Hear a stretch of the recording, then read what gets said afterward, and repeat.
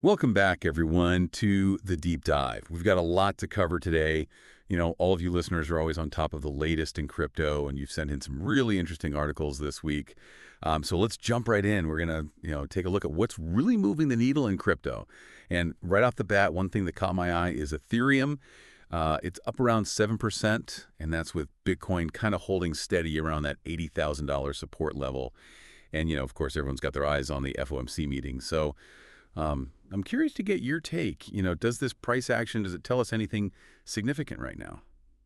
Yeah, I think it's really interesting how it highlights how sensitive the market is right now. You've got Ethereum making these moves up while Bitcoin is kind of holding steady, and that's all happening while we're waiting to see what the FOMC is going to do.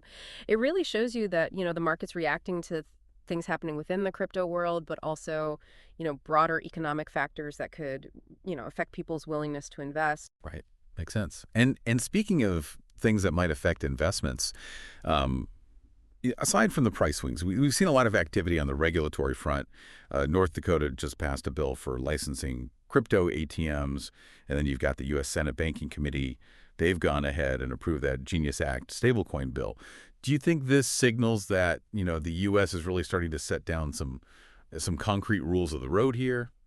I think if you link these two things together, I think it's pretty significant, especially particularly the Genius Act, because it's trying to legally define what a stablecoin actually is. And if we can get more clarity on that, that could really create a much more solid base for using stablecoins and payments. And it might even, make those bigger financial institutions that have been kind of hesitant, might bring them into the fold. Yeah, that's an interesting thought.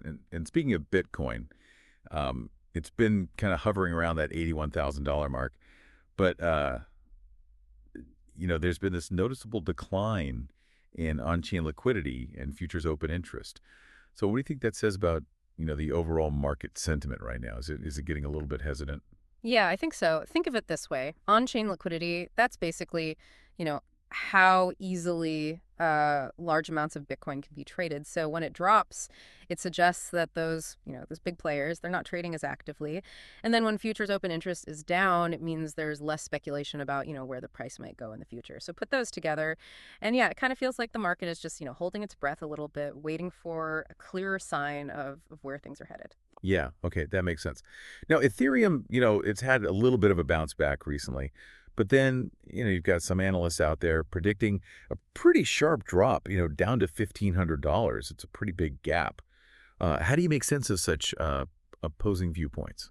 Well, I think it really underlines just how volatile crypto can be. Yeah. There's definitely some positive momentum behind Ethereum right now, but these kinds of predictions, they usually come from analysts using different methods, different ways of looking at the data and assessing risk. So I think it just serves as a reminder that those big price swings, they are still very much a possibility. Definitely a good reminder. Now let's talk about something that feels like real progress.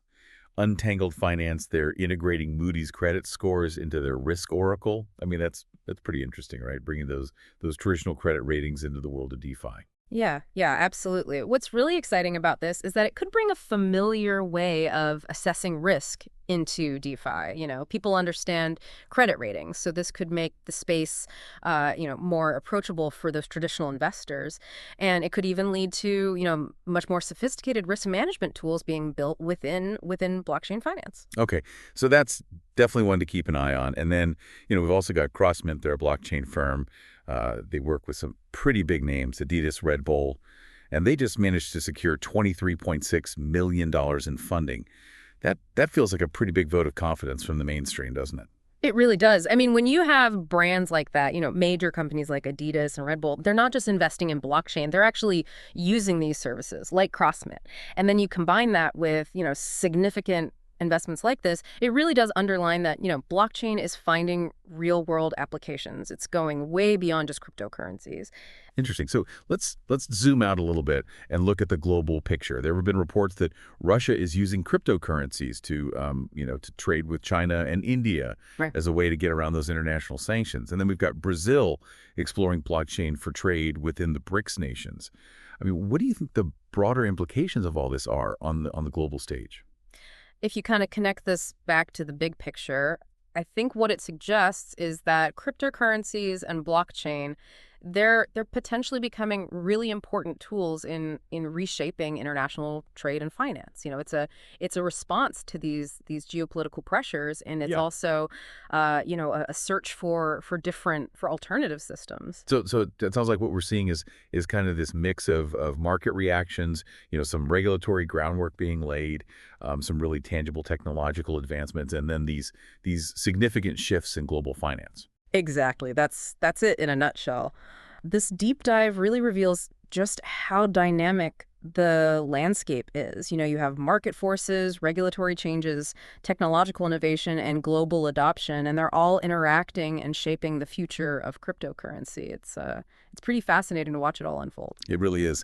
And on that note, I'll leave our listeners with a final thought. Yeah. Considering all these global trends that we've been talking about, these regulatory changes, what do you think might be the single biggest unexpected way that cryptocurrency ends up impacting the world in the next few years? So I'm not just talking about, the price. What are those fundamental shifts that we maybe haven't even fully grasped yet? Thanks for joining us for this deep dive. We'll be back next time with another look at the ever-evolving world of crypto.